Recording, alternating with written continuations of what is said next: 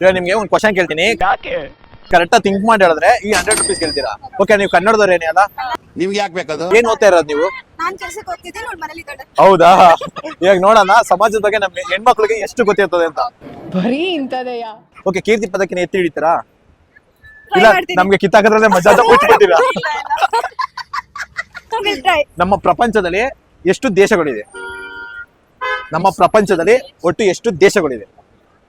ಕಮಾನ್, 100 rupees ಗೆಲ್ಬೇಕು. Clue ಕೊಡ್ತೀರಾ ಏನಾದ್ರು? ಯಾವುದೇ ಕಾರಣಕ್ಕೂ ಇಲ್ಲ. ಫ್ರೆಂಡ್ಸ್ ಕಮೆಂಟ್ ಮಾಡ್ರಿ ಇವಾಗ ಹೆಣ್ಮಕ್ಳು ಹೋಗಿ. ಎಷ್ಟಿದೆ? ಎಷ್ಟು ನಮ್ ಇಂಡಿಯಾದಲ್ಲ, ಪ್ರಪಂಚದಲ್ಲಿ. ಪ್ರಪಂಚದಲ್ಲಿ. ಪ್ರಪಂಚದಲ್ಲಿ ಒಟ್ಟು ಎಷ್ಟು ದೇಶಗಳಿದೆ? 28.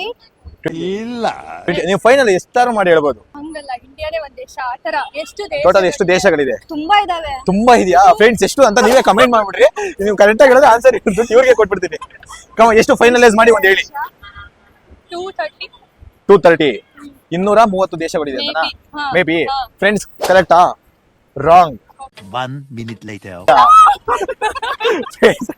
ನೀವೇನಾದ್ರೂ ಏರಿಯಾ ಬಿಸ್ನ ಫಾಲೋ ಮಾಡ್ತಿದ್ರೆ ಈ 1000 ರೂಪೀಸ್ ಕೇಳ್ತೀರಾ? ಫಾಲೋ ಮಾಡ್ತಿಲ್ಲ. ಏನಿದು ಏನೋ ಗೊತ್ತಾಗ್ತಿಲ್ಲಪ್ಪ. ಫಾಲೋ ಮಾಡಿದ್ರೆ 1000 ರೂಪೀಸ್ ಕೇಳ್ತೀರಾ? ಕನ್ನಡ ಸಿಕ್ಕಿದ್ರೆ ಸಾಕು. Thank you so much.